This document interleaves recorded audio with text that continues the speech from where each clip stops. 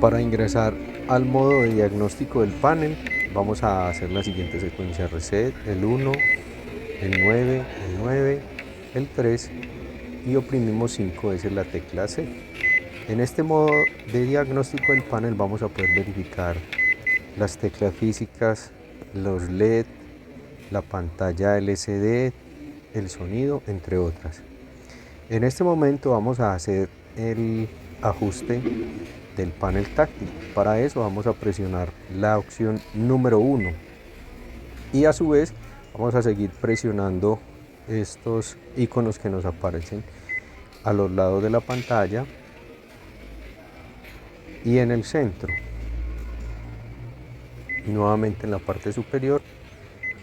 Cuando terminemos podemos guardar el ajuste presionando la tecla OK o en el teclado numérico la tecla numeral.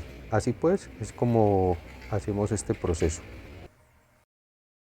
Mi nombre es Guillermo Buitrago y me desempeño como técnico en fotocopiadoras en la ciudad de Medellín, Colombia. Y si este video te ha gustado o te ha sido de utilidad, ya sabes qué hacer. Muchas gracias.